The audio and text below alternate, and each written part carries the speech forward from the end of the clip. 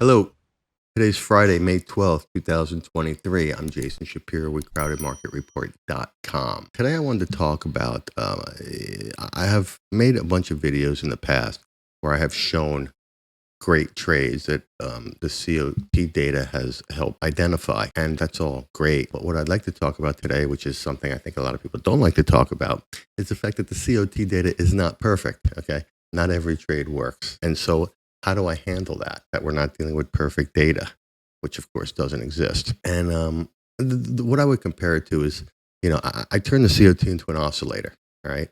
Which is it's basically a positioning oscillator rather than a price oscillator, but it's an oscillator based on positioning. And when, say, speculators are super long, my oscillator will be all the way up here. And when speculators are super short, my oscillator will be all the way down here. And just like a price oscillator, like RSI, when a market bottoms, there's a good chance that the RSI was showing that it was oversold. But the issue is that the RSI can be showing the market oversold for quite a while before it actually bottoms, and you can get a bunch of false starts. It's oversold, it bounces a little bit, then it makes new lows, it bounces a little bit, it makes new lows, and you keep getting stopped out at new lows. And so how do we avoid that? And how do we avoid sort of blowing out before it actually works? And I'd say that there's two ways that I really try and do that. And the first is that just because the COT oscillator is showing that a market is super oversold, I'm not buying right there. I'm waiting for a market confirmation. And for me, what market confirmation means is I'm looking for what I call a news failure. And I think a great example, because most people watch the stock market, but the low in the stock market last fall was on a CPI day, where the CPI came in at the biggest number of the year. It was higher than expected. The S&Ps went down that day and ended up closing up. Okay, so there's a news failure. News was negative. News was bearish. Market closed up.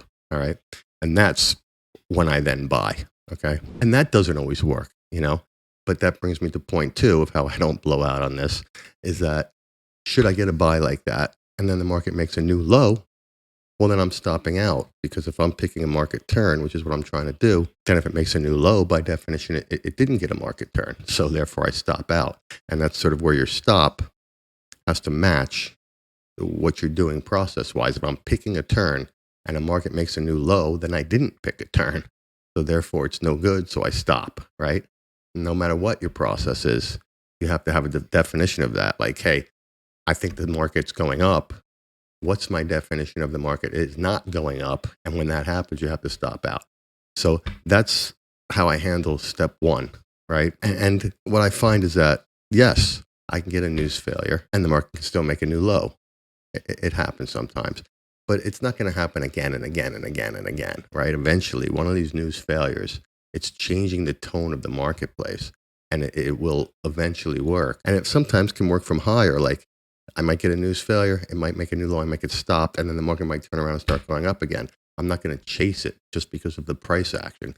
But somewhere along the way, I find the market will get some bad news and it will fight off that bad news and close up. It might be higher than the exact low price in the market, but I consider it to be, for lack of a better word, that cycle low. So that news failure day will, to me, be the cycle low that I'm measuring where my stop is and all that.